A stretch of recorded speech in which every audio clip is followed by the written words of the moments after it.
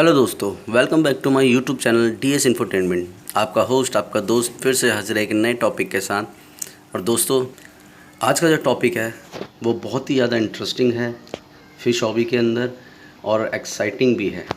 जी हाँ दोस्तों, आज का जो टॉपिक है वो है मरीन एक्वेरियम के बारे में, जिसे लोग सॉल्ट वाटर एक्वेरियम भी कहते हैं। तो चलिए दोस्तों, ज़्यादा वक्त ना लेते हुए स्टार्ट करते हैं। लेकिन उससे पहले मैं आपको एक इन्फॉर्मेशन छोटी सी देना चाहता हूँ कि आज का जो ये वीडियो थोड़ा सा लंबा हो जाएगा। तो अगर जो पैशनेट हैं इस हॉबी के बारे में या मरीन हॉबी के बारे में कंप्लीट जानकारी जानना चाहते हैं कि किस तरीके से आप बहुत कम बजट में आप अपनी मरीन हॉबी को पूरा कर सकते हैं, तो मेरे ख्याल से शायद अभी तक जितना कम बजट में आपको बताऊंगा वो इतने कम बजट में आपको कोई भी शायद अब तक कोई वीडियो नहीं बना होगा मरीन के बारे में। जानना चाहते हैं पूरी जानकारी कि किस तरीके से आप अपनी मरीन हॉबी को बहुत ही चीप रेट में आप स्टार्ट करके इंजॉय कर सकते हैं, इवन अच्छी तरह इंजॉय कर सकते हैं। तो आप इस वीडियो को ज़रूर देखिए पूरा। अगर ज़रा सा भी स्किप करेंगे तो आपको कोई ना कोई ऐसी नॉलेज छूट जाएगी जो कि आपको बाद में प्रॉब्लम क्रिएट करेगी। तो इसीलिए अगर आप पैशन रखते हैं इस चीज़ के लिए या पेशेंस रखते हैं तो आप इस वीडियो को देखिए, अदरवाइज़ आप इस वीडियो से हट सकते हैं, कोई प्रॉब्लम नहीं है। ये आप ही की नॉलेज बढ़ेगी तो आपको बेनिफिट होगा। आपको किसी से भी पूछने की ज़रूरत नहीं है दोस्तों। मैं ऐसी वीडियोस और बना के डालता रहता हूँ अपने यूट्यूब चैनल पे। आप मेरे चैनल को सब्सक्राइब कर लीजिए, जिससे कि फ्रेश मरीन के साथ साथ आपको फ्रेश वाटर की भी नॉलेज मिलती रहे। क्योंकि मेरे जो लाइफ का एक्सपीरियंस है, तो फ़िश हॉबी के अंदर मैं 14-15 सालों से हूँ लगभग। और मैंने जितने भी अपने जीवन में ऑब्ज़र्व किया है मछलियों के बारे में, या फिर सीखा है, पढ़ा है, जाना है, एक्सपेरिमेंट किए हैं, वो सारा एक्सपीरियंस मैं आप लोगों के साथ शेयर करता हूँ। और कोई भी फेक नॉलेज मैं कभी भी शेयर नहीं करता, ना मैं किसी महंगे इक्विपमेंट का कभी भी कोई प्रमोशन करता हूँ। मैं कोशिश ये करता हूँ कि बहुत कम खर्चे में, यानी जितना बजट आपका है उससे भी कम बजट में आप किस तरीके से अपनी इस फ़िश हॉबी को स्टार्ट कर पाएँ। क्योंकि एक वक्त ऐसा भी था जब मेरे पास पैसे नहीं हुआ करते थे। जब मैं बहुत छोटा था तब से ये हॉबी मेरे को लग गई थी और आदत पड़ गई थी फ़िश पालने की। तो उस टाइम पे पॉकेट मनी से मैं पैसे छोटे छोटे जोड़ जोड़ के मैंने ये सीखा है कि किस तरीके से कम खर्चे में अपना हॉबी को पूरा किया जाए। तो वही सारा एक्सपीरियंस करते करते आज ये पैशन बन चुका है एक तरीके से। अगर मेरी नज़र में देखा जाए तो मैं बहुत ज़्यादा पैशनेट हूँ फ़िश को लेके। तो इसलिए, और मैं सिर्फ, मेरा मकसद सिर्फ इतना सा ही है कि अगर आप सब्सक्राइब करेंगे, नोटिफिकेशन का बेल आइकन बटन दबाएंगे, तो ये सिर्फ़ और सिर्फ आपके लिए ही बेनिफिट है। क्योंकि ऑलरेडी मुझे तो सारा एक्सपीरियंस है। मैं ये नहीं कहता कि मैं साइंटिस्ट बन चुका हूँ, लेकिन फिर भी लगभग मेरी सारी फ़िशेस हेल्दी रहती हैं, मेरे पानी में कोई प्रॉब्लम नहीं आती है, चाहे वो फ्रेश हो या मरीन हो। तो इसलिए मैं चाहता हूँ कि आप भी मेरी तरह अपने एक्वेरियम को एंजॉय कर पाएँ। तो आइए दोस्तों, स्टार्ट करते हैं। तो सबसे पहले बात कर लेते हैं दोस्तों एक्वेरियम के लिए। कभी भी आप जब सेटअप तैयार करते हैं तो सबसे पहले अपने दोनों में है, फ्रेश वाटर में भी, मरीन में भी, कि सबसे पहले आप एक्वेरियम का साइज़ सेलेक्ट कर लीजिए। तो मैं आपको बता दूँ, जो फ्रंट में आप वीडियो में आप एक्वेरियम देख रहे हैं, इसकी जो डायमेंशन है ये 24 इंच ऐसे है लेंथ, और हाइट जो है इसकी 18 इंच है, और फ्रंट टू बैक जो इसकी डेप्थ है वो 15 इंच है। और इसमें मैंने बैक सम्प बनाया हुआ है, बैक सम्प फिल्ट्रेशन बनाई हुई है। मैं आपको दिखा देता हूँ। देखिए दोस्तों, ये मेरी बैक सम्प फिल्ट्रेशन है। हाँ, ये मैंने इसमें एक्टिवेटेड कार्बन यूज़ किया हुआ है। और ये कुछ ड्राई रॉक के पीसीस हैं। इसके अंदर मेरा डीनाइट्रेट है, ये फिर रॉक्स है, और ये बायोबॉल्स हैं नीचे। एक मिनट मैं आपको दिखाने की कोशिश करता हूँ।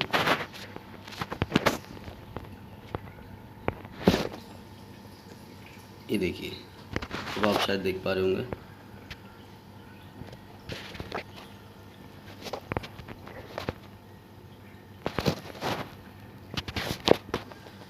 ये बायोबॉल्स है, ये कुछ ड्राई रॉक के पीसीस हैं। ये मेरे पुराने मरीन के जो ड्राई रॉक थे उसमें लाइव हो चुके थे, ये वो पीसीस हैं। ये डीनाइट्रेट है, ये फिर ड्राई रॉक है, और ये एक्टिवेटेड कार्बन है। और मैंने इसमें कुछ ड्राई रॉक के टुकड़े यहाँ भी रखे हैं पीस, इधर कुछ स्पंज डाले हुए हैं, और ये पावर हेड है जिससे कि वाटर सर्कुलेशन होके एक्वेरियम के अंदर यहाँ से आ रहा है। और ये जो लाइट है दोस्तों, मैं आपको बता दूँ, ये एक नॉर्मल प्लांटेड लाइट है, ये कोई मरीन की लाइट नहीं है। तो देखिए मैंने फ़िल्ट्रेशन में कितना मतलब ज़्यादा खर्चा नहीं किया है, ओनली बायोलॉजिकल फ़िल्ट्रेशन पे ध्यान दिया है। मैं आपको सबसे पहले बता दूं कि मरीन के अंदर बायोलॉजिकल फ़िल्ट्रेशन का या किसी भी एक्वेरियम के अंदर बहुत बड़ा महत्व होता है। बहुत बड़ा महत्व इसलिए होता है कि जो बैक्टीरिया होते हैं आपके बेनिफिशियल बैक्टीरिया, वो आपके किसी भी सरफेस पे ब्रीड करते हैं या अपनी कॉलोनी डेवलप करते हैं। लाइक आपके ग्लास के सरफेस पे आप वो कर सकते हैं, या आपकी सैंड में कर सकते हैं। रॉक्स के जो छोटे छोटे से छेद होते हैं उनके अंदर भी वो ब्रीड करते हैं और अपनी कॉलोनी एक्सप्लोर करते हैं। तो जितना ज़्यादा हो सके, अब जैसे कहते हैं कि जहाँ पे जितना ज़्यादा स्पेस होगा वहाँ उतनी आबादी बढ़ सकती है। तो जितना हो सके अपने बैक्टीरियाज़ की, बेनिफिशियल बैक्टीरियाज़ की आबादी बढ़ाइए। उससे आपको सबसे ज़्यादा फ़ायदा ये होगा कि आपके एक्वेरियम में अमोनिया बनने के चांसेस बिल्कुल ज़ीरो रहेंगे लगभग, और ये मैंने खुद एक्सपीरियंस किया है। तो इस बार मैंने जो है इसमें सेकेंड हैंड एक्वेरियम यानी कि पुराने एक्वेरियम ही यूज़ किया। आप शायद आपको दिख रहा होगा कुछ स्क्रैचेस वगैरह इसमें पड़े हैं। मैंने एज अ ट्रायल ये स्टार्ट किया था लॉकडाउन से पहले, तो करीबन इसको 6 हफ्ते से ऊपर हो चुका है। और मैं आपको बता दूं कि ये मैंने विदिन 1 हफ्ते के अंदर अंदर साइकिल कर लिया था। और वो कैसे साइकिल किया था, ये जो मेरे रॉक्स इसमें रखे हुए हैं, ये मैंने अपने फ्रेश वाटर एक्वेरियम में लगभग 4 से 5 महीने तक मैंने पहले रखे हुए थे। और ये सैंड भी मेरी जो थी, ये सैंड तो मैंने पूरी ड्राई रखी हुई थी। तो दोस्तों मैंने कुछ भी नहीं किया, ये ड्राई रॉक ओनली उठा के मैंने पहले 4-5 दिन के लिए ड्राई कर दिए उस एक्वेरियम में से इसको सेट करने से पहले, सेटअप के लिए। और सिर्फ मैंने इसको पानी उबाल के यानी गर्म पानी करके बिल्कुल 100 टेम्परेचर पे करके इनको खाली रिंस किया है। थोड़ी देर गर्म पानी में रख दिया, उबले हुए पानी में, और उसके बाद इन्हें ठंडा होने दिया। और ठंडा होने के बाद मैंने इनको अपने एक्वेरियम में सेट कर दिया था, स्केप कर दिया था अपने इस मरीन एक्वेरियम में। तो रॉक्स मेरे पास पहले से थे, सैंड मेरे पास पहले से थी, सीकेम की सैंड है। इसकी जो थोड़ी थिकनेस है आप देखेंगे, जिसके जो छोटे छोटे से पेबल्स हैं इनकी बहुत अच्छी है और बारीक भी है, मिक्स सैंड है। तो ये बहुत अच्छी भी लगती है और बेनिफिशियल बैक्टीरिया के लिए बहुत ज़्यादा अच्छी है। मैं नहीं कहता कि ये सबसे बेस्ट है, लेकिन ये बजट में आती है, बहुत सस्ती पड़ जाती है। करीबन आपको 1600-1700 रुपये की शायद 10 किलो मिल जाएगी। और रॉक्स भी आप चाहे तो परचेज़ कर सकते हैं किसी से भी, कहीं आसपास में अगर कोई पुराना एक्वेरियम अगर किसी का है, कोई सेटअप बेच रहा है, तो आप उससे भी ले सकते हैं। तो अब इसमें मैंने स्कीमर नहीं लगाया है। तो इसमें स्कीमर यूज़ क्यों नहीं किया, सबसे पहले बता दूँ। एक तो ये नैनो टैंक है, नैनो एक्वेरियम है। तो नैनो एक्वेरियम में स्कीमर लगाने की ज़रूरत नहीं होती। वैसे अगर आप लगा लें तो कोई प्रॉब्लम नहीं है, स्कीमर बहुत अच्छी चीज़ है। एक्चुअली अगर आप वाटर चेंज बार बार नहीं करना चाहते हैं, या फिर आप वाटर चेंज करने में समर्थ नहीं हैं, तो फिर आपको स्कीमर लगाना ज़रूरी है। क्योंकि पानी के अंदर कई ऐसे पदार्थ होते हैं हानिकारक जो मछलियों को नुकसान पहुंचाते हैं। तो वो स्कीमर वही काम करता है। सेम जैसे आपको बताऊं, ये स्कीमर जो किस टेक्नोलॉजी से बनाई है, ये समुद्र जो है आपका, सी जो होता है, आप देखेंगे कि उसके किनारे पे बहुत सारा झाग कई बार आपको मिलता है, नमक की शेप में या अलग अलग शेप में, फॉर्म की शेप में।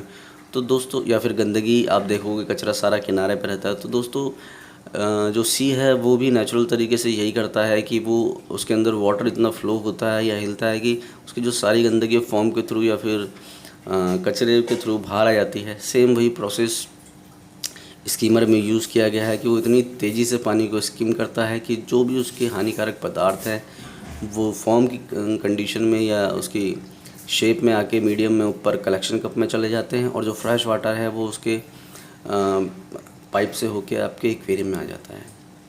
तो ये तो रही बात कि स्कीमर कैसा वर्क करता है और क्यों का। कई लोग कहते हैं कि वो नाइट्रेट वगैरह रिड्यूस करता है, फॉस्फेट वगैरह रिड्यूस करता है। आई थिंक सो कि वो शायद ये सब तो नहीं करता। मैं इस बात की गारंटी नहीं देता हूँ, ना मैं उनको गलत बोलता हूँ, लेकिन मुझे लगता है कि सिर्फ और सिर्फ वो वही काम करता है।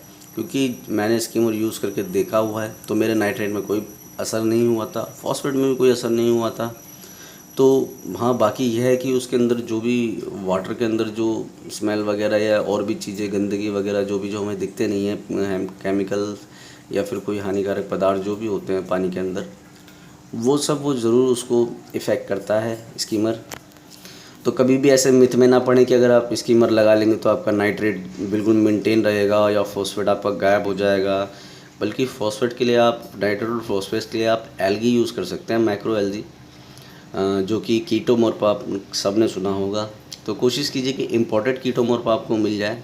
एक्चुअली मैं भी अभी लॉकडाउन था तो मिल नहीं पाया था, ना फ़िश मिल पाई ना कीटो मिल पाया। तो अभी लॉकडाउन ख़त्म हो चुका है तो मैं यही कोशिश करूँगा कि कीटोमोर्फा मुझे मिल जाए कहीं से, जिससे आप ये देख रहे हैं कि मैं रॉक्स पे ब्राउन एल्गी आ रखी है, तो ये फॉस्फेट वगैरह से या सिलिकेट से आ जाती है कई बार। डायटम से ब्लूम होता है एक्वेरियम में आपके, तब ये प्रॉब्लम देखने को मिलती है। वैसे तो आप इसको चाहे तो रॉक्स को निकाल के ब्रश से भी क्लीन कर सकते हैं, लेकिन मुझे ये कलर कॉम्बिनेशन थोड़ा अच्छा लग रहा है ब्राउन को। जिसमें आपको दिखा दूँ ग्रीन एल्गी भी एक्चुअली आने लगी है। ये देखिए हल्की हल्की सी यहाँ पे ग्रीन एल्गी की परत है, कुछ इस रॉक्स में भी है हल्की सी। मैं आपको दिखाने की कोशिश करता हूँ।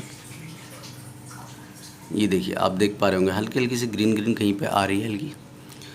तो ये एक कलर कॉम्बिनेशन अच्छा दे रहा है, तो इसलिए मेरे को कोई प्रॉब्लम नहीं है इसमें, क्योंकि ये कन्वर्ट होकर ग्रीन होगी फिर उसके बाद पर्पल हो जाएगी। ये बहुत सारी लेयर्स इसमें आती है मरीन के अंदर, मरीन हॉबी के अंदर। लेकिन अगर आपको पसंद नहीं है तो आप इसको क्लीन भी कर सकते हैं। तो दोस्तों अब ये तो थी बात स्कीमर की। अब आप बोलेंगे कि क्या नाम है इसमें फ़िल्ट्रेशन का यूज़ किया। फ़िल्ट्रेशन दोस्तों मैं बता दूं, फ़िल्ट्रेशन कोई भी यूज़ कीजिए, मैकेनिकल कीजिए, बायोलॉजिकल कीजिए, लेकिन उसमें वाटर फ्लो कंटिन्यू बेहतर होना बहुत ज़रूरी है। बेहतर का मतलब कि अगर आप मीडिया भी रख रहे हैं, बायो मीडिया भी रख रहे हैं, तो कम से कम ऐसे उसको एस्केप कीजिए कि उसके बीच के अंदर गैप बना रहे सब में, जो कि वाटर फ्लो होने में ईजी रहे। दूसरा, अमोनिया बनने का सबसे बड़ा कारण क्या होता है मैं आपको बता दूँ।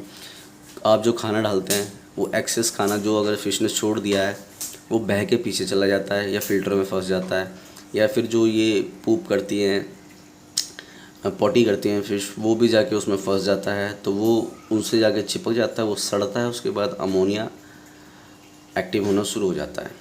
तो कोशिश ये कीजिए कि वाटर फ्लो कंटिन्यू चलता रहे। एक नॉर्मल स्पंज रखिए कि जो भी गंदगी आपकी हो वो साफ़ हो जाए। और मेरे हिसाब से जो मैं करता हूँ जिस काम को, आप हर हफ्ते में उस स्पंज को साफ़ कर लीजिए, अपना फ़िल्टर बंद करके, भले ही फ्रेश वाटर से साफ़ कर लीजिए। उसका बायोलॉजिकल मीडियम में आप महत्व ना भी रखें तो कोई फ़र्क नहीं पड़ता है।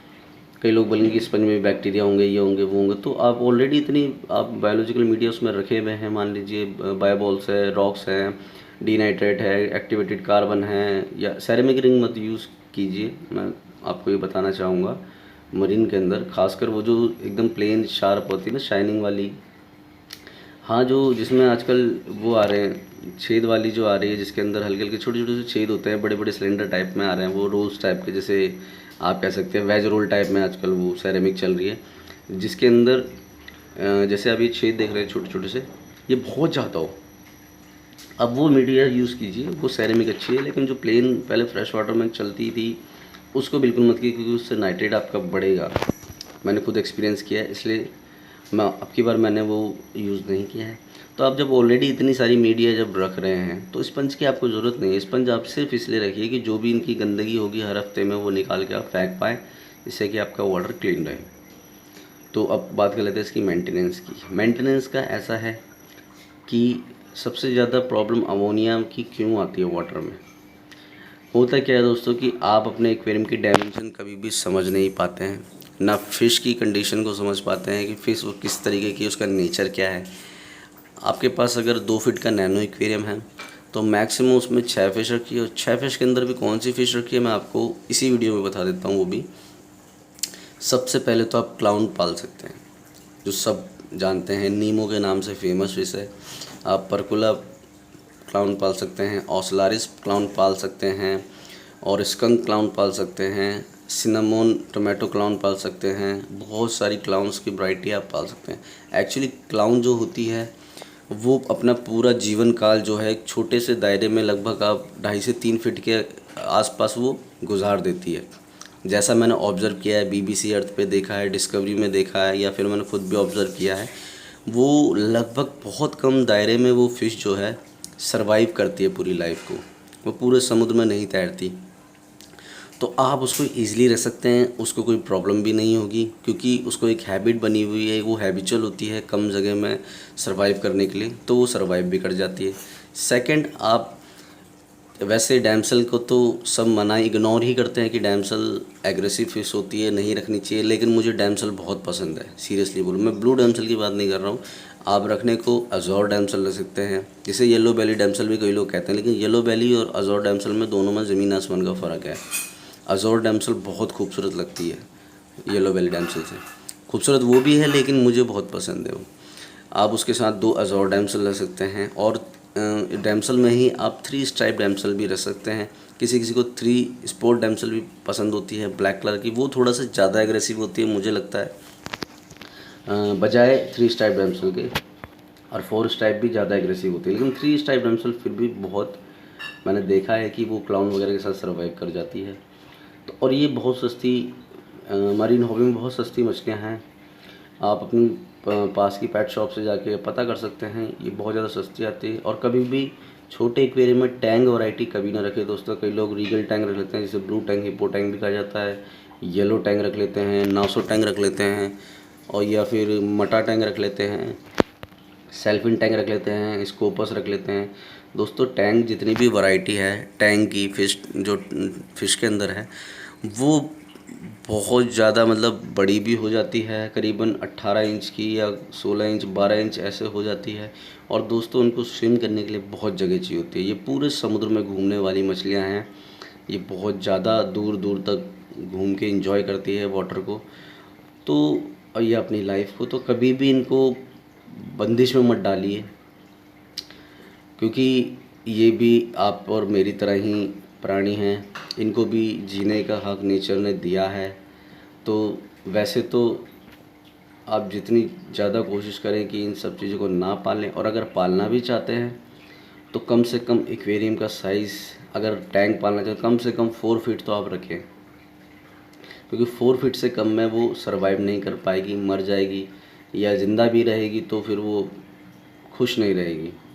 तो बेसिक सी ये मछलियाँ हैं। बंगाई गार्डिनल भी आप पाल सकते हैं। बंगाई गार्डिनल भी बहुत कम स्पेस में सरवाइव कर जाती है। ब्लेनी पाल सकते हैं। ब्लेनी बहुत अच्छी लगती है, बहुत सुंदर लगती है, क्योंकि एक्चुअली वो हाइड रहती है, और जब अपनी आंखें घुमाती है गोल गोल बटन जैसी, तो बहुत सुंदर लगती है। उसकी बहुत ज़्यादा एक्टिविटी आप ऑब्ज़र्व करेंगे तो आपको हंसी भी आएगी कई बार। तो वो बहुत मुझे पसंद है। येलो मिदास ब्लेनी मुझे बहुत पसंद है। आप चाहे तो बाई कलर ब्लेनी भी लग सकते हैं, वो भी बहुत सस्ती आती है।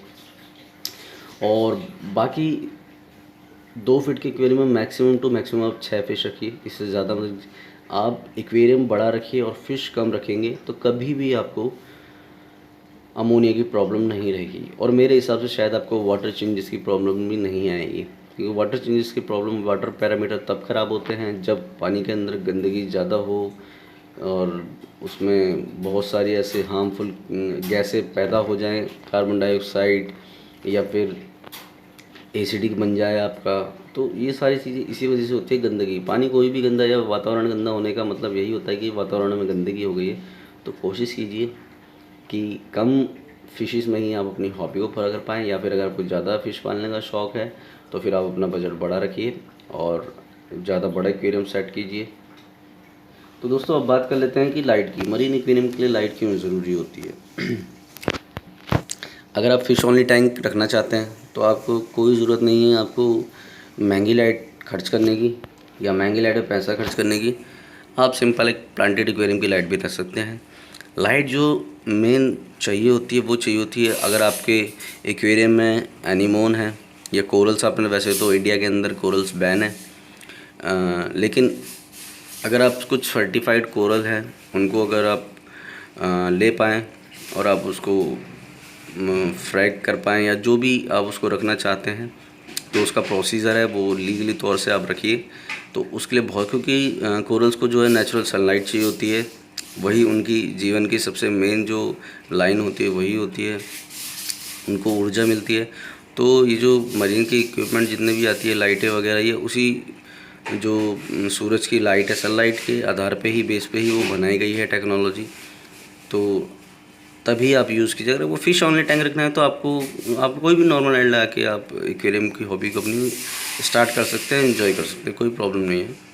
लाइट में इतना इशू नहीं होता है। तो दोस्तों ये तो थी कुछ ख़ास जानकारी जो आप इसमें देख रहे होंगे, और थोड़ा सा मैंने इसमें ये एक साइड में टेम्परेचर में मेज़रमेंट का मैंने मीटर लगा रखा है। पीछे मैंने आपको बैक साइड में शायद दिखाया नहीं, एक हीटर लगा हुआ है। इस साइड में आपका इधर अमोनिया लेड लगा हुआ है। आगे पता नहीं ये काम करता है नहीं करता, मुझे तो नहीं लगता ये सीकेएम का इफेक्टिव है, कुछ काम करता है। इसके रिव्यू बहुत ख़राब हैं।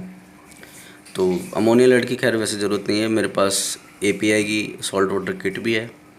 तो मरीन के लिए किट बहुत ज़्यादा कंपलसरी है। कई लोग बिना किट के स्टार्ट करते हैं। फ्रेश वाटर में आप ना भी रखें, एक्चुअली मैं आपको सीरियसली बताऊं, मैंने फ्रेश वाटर में आज तक कभी भी किट यूज़ नहीं करी है। और अब मेरे को इतनी एक्सपीरियंस हो चुका है फ़िश के अंदर, मेरी खुद की अपनी इंडिविजुअल मैं बता रहा हूँ, मैं अपनी बढ़ाई नहीं कर रहा हूँ। मतलब मैं फ़िश को देख के महसूस हो जाता है मुझे कि मेरी फ़िश हेल्दी है, बीमार है, खुश है या नहीं है, या फिर पानी के अंदर कुछ प्रॉब्लम तो नहीं आ रही है। वो सारी फ़िश को देख के मुझे पता लग जाता है। ये ओवर कॉन्फिडेंस नहीं है, ये ना कॉन्फिडेंस कहूँगा, इसको मैं अनुभव करूँगा जीवन का। क्योंकि जब आप इस हॉबी में लंबे समय तक रहेंगे, अपनी फिश को ऑब्ज़र्व करेंगे, अच्छे से केयर करेंगे, तो आपको खुद ही एक्सपीरियंस हो जाएगा, खुद ही आपको महसूस होने लगेगा कि हाँ, कि मेरी फ़िश को क्या प्रॉब्लम हो रही है या नहीं हो रही है। तो ये सारी चीज़ें बहुत मायने रखती है अनुभव के साथ साथ। तो दोस्तों ये वीडियो थोड़ा सा लंबा हो रहा है, तो उसकी वजह यह है कि मैं आपको चाहता हूँ कि काफ़ी जानकारी आपको मिल जाए। तो ये अमोनिया अलर्ट वगैरह किसी काम का है नहीं। तो अमोनिया आपका तभी बनेगा जब आपकी फ़िश की क्वांटिटी ज़्यादा होगी, फ़िल्ट्रेशन उसकी उतनी कम होगी और पानी भी उसके अंदर कम आएगा एक्वेरियम में। तो डेफ़िनेटली बात है कि अगर एक कमरे में हम 50 लोगों को बंद कर दें तो वहाँ पे लोगों को पसीना आएगा, सांस लेने में प्रॉब्लम हो जाएगी। वहीं अगर एक कमरे में 2 लोग हैं, 3 लोग हैं, 4 लोग हैं, तो इतनी प्रॉब्लम नहीं होगी। तो सेम वही आप अपने उस एक्सपीरियंस से इस एक्सपीरियंस को कंपेयर करके कीजिए। अगर देखा जाए, अगर आप एक्चुअली में इसमें घुसेंगे हॉबी में, तो आप समझ जाएंगे कि ये कोई ज़्यादा बहुत बड़ी मुश्किल चीज़ नहीं है। सेम जैसे हम लोग ज़िंदा रहते हैं, हम लोगों को चीज़ें चाहिए होती है ज़िंदा रहने के लिए, खाना है, एनवायरनमेंट है या स्पेस है, ये सारी चीज़ें सेम हर जीव के लिए प्रकृति ने बनाई हैं। बस उन्हीं चीज़ों को ध्यान रखते हुए आप इन पे सब अप्लाई करेंगे। ये मैंने खुद ऐसा किया है, तो जाके अब ऐसा है, इसका मतलब ये नहीं कि अगर हम जो दाल चावल खा रहे हैं तो आप इनको दाल चावल खिलाना शुरू कर दीजिए। जिसके लिए जो चीज़ बनी हुई है उस इन्वायरमेंट में आप उसको बस रखिए, वो चीज़ आपका पेट हेल्दी रहेगा, हैप्पी रहेगा। तो दोस्तों, आप मेरे चैनल को सब्सक्राइब कर लीजिए। सब्सक्राइब किस लिए कीजिए? क्योंकि जो भी मेरा 14-15 सालों का एक्सपीरियंस है वो मैं आपको क्वालिटी कंटेंट के साथ प्रोवाइड करता हूँ। और देखिए, मैंने तो अपनी हॉबी को पूरा किया है और कर भी रहा हूँ और करता भी रहूँगा। मैंने जो एक्सपीरियंस लिया है, मुझे काफ़ी सारी नॉलेज है। मैं नहीं कहता कि मैं बहुत ज़्यादा साइंटिस्ट बन चुका हूँ, दोबारा से इस बात को कह रहा हूँ। तो अगर आप सब्सक्राइब कर लेंगे तो आपका बेनिफिट है, आपको और नॉलेज मिलेगी, आपको इधर उधर भटकने की ज़रूरत नहीं पड़ेगी कि आप दुकानदार पे जा रहे हैं, फेसबुक पे कमेंट्स करके लोगों से पूछ रहे हैं कि मैं इसका क्या करूं, ये कैसे हो गया, मेरी मछली क्यों मर गई, फलाना क्यों हो गया, ठिकाना क्यों हो गया। तो ये सारी चीज़ें, प्रॉब्लम से बचने के लिए आप मेरे चैनल को सब्सक्राइब कर लीजिए। और भी बहुत से चैनल हैं, मैं नहीं कहता हूँ, लेकिन मैं आपको ऐसी ऐसी चीज़ें बताऊँगा कि शायद लोग उस पर एग्री ना हो कि इतने कम बजट में या इस तरीके से तो ये काम पॉसिबल ही नहीं है। लेकिन वो काम मैंने किए हैं और ये थ्योरेटिकल नहीं बता रहा हूँ, मैंने खुद पे प्रैक्टिकली एक्सपेरिमेंट करे हैं सारे, और वो सक्सेस भी हुए हैं। तो उसके आधार पे ही मैं वीडियो बनाता हूँ और मुझे इससे कोई बेनिफिट नहीं है, मैं उसमें टाइम भी देता हूँ। मेरा सिर्फ ये मकसद है, क्योंकि जब मैं इस हॉबी में स्टार्टिंग में आया था तो मुझे बहुत लोगों ने मिसगाइड किया था, गलत गलत इन्फॉर्मेशन दी थी, जो कि जिससे मैंने बहुत लॉसेस मेरी फ़िश को हुए, सारी चीज़ें। फिर मैंने इसके बारे में स्टडी करना शुरू किया, नेट पे, बुक्स पे, हर जगह, या फिर खुद से पाल के ऑब्ज़र्व किया। सारी चीज़ें करते करते आज 13-14 साल हो गए। तो मुझे ये बात महसूस हुई कि कई लोग नॉलेज होते हुए भी मिसगाइड करते हैं, या फिर कई लोगों को बहुत अच्छे लेवल पे गए हुए हैं, मतलब हॉबीज़ कर रहे हैं, लेकिन फिर भी उनको कई चीज़ों की नॉलेज नहीं है। तो मैं ये नहीं कहता हूँ कि मेरे को जो संपूर्ण ज्ञान है, लेकिन जितना भी मुझे ज्ञान है या जितनी मुझे नॉलेज है, एक्सपीरियंस है, वो मैं आप लोगों तक शेयर करना चाहता हूँ कि जिससे आप भी उस हॉबी से अपना फ़ायदा उठा पाएँ, उस एक्सपीरियंस को यूज़ करके। तो दोस्तों, अगर ये वीडियो अच्छा लगा है, थोड़ा सा लंबा था मानता हूँ वीडियो, लेकिन इसमें आपको नॉलेज काफ़ी अच्छी मिली होगी। और अगर आपके कोई भी सवाल है मरीन को लेके या फ्रेश को लेके, आप कमेंट्स बॉक्स में कमेंट डाल दीजिए, मैं उसका ज़रूर रिप्लाई करूँगा। तो दोस्तों, अगर आपको मेरे वीडियो अच्छा लगा तो लाइक कीजिए, ज़्यादा से ज़्यादा शेयर कीजिए, ताकि आप जैसे मेरे दोस्त, मेरे भाई और भी इस नॉलेज को गेन कर पाएँ। और सब्सक्राइब करना तो बिल्कुल ना भूलें, क्योंकि बहुत सारी वीडियोस मैं ऐसी बनाता रहूँगा। अगर आप कमेंट्स करेंगे कोई भी चीज़ के लिए, किसी भी फ़िश की नॉलेज के बारे में, तो मुझे बहुत अच्छा लगेगा, आप लोगों का प्यार मिलेगा तो मुझे प्रोत्साहन मिलेगा। मैं और ज़्यादा अलग से अलग टॉपिक बना के वीडियोस डालता रहूँगा। और नोटिफिकेशन का बेल आइकन बटन ज़रूर प्रेस कर लीजिए, जो कि वीडियो अगर मैं बना के डालूँ तो सबसे पहले आप तक पहुँचे। तो दोस्तों, मिलते हैं नेक्स्ट वीडियो में किसी और टॉपिक के साथ फ़िश के बारे में। तब तक के लिए थैंक्स।